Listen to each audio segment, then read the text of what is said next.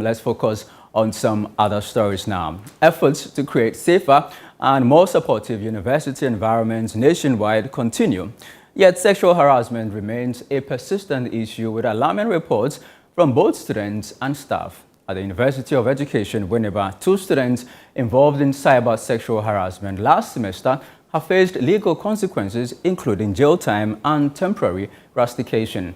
Although the university's student handbook already outlines policies against such misconduct, authorities are now pushing for stricter measures to ensure campus safety. Our Central Regional Correspondent, Carvis Tete, reports. Sexual harassment incidents on university campuses across the country often leads to severe consequences.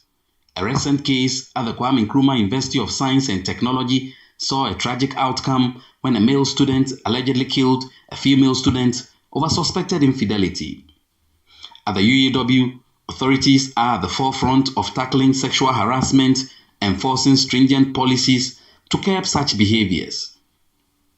However, concerns persist, such as a recent case where a male student physically assaulted a female student for refusing to cook after he left money for the meal.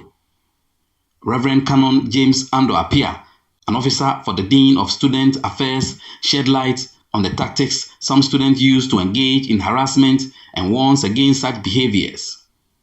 He also confirms that 2 students involved in cyber sexual harassment last semester have been prosecuted and jailed.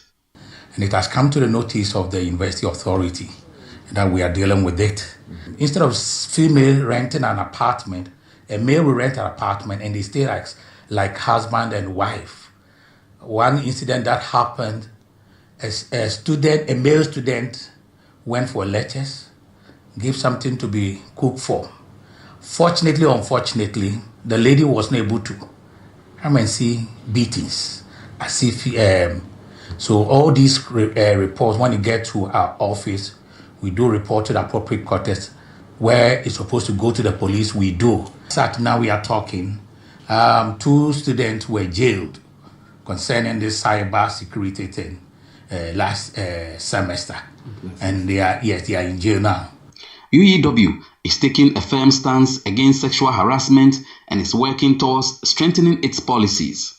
The university is also committed to empowering its gender centers to promote inclusivity while actively addressing gender-based harassment. It is important that the gender centers are established in the universities. And in all the 5 universities that we are talking about, they all have the gender centers, except that some are very robust in their dealings. Others are now starting, and some don't even have a department. So what we are trying to do is to get the policy in line with international best standard and also see how best we can support them to create awareness for them with the center that has been established. But we must also emphasize that it is a positive call that all the universities have seen the need to get gender centers to champion the issue of gender inclusion and stop the issue of sexual harassment. The University of Education, Winneba, says it has plans to institute certain policies to help fight sexual harassment on campus. Carvis Tete, ChannelOne News, Winneba.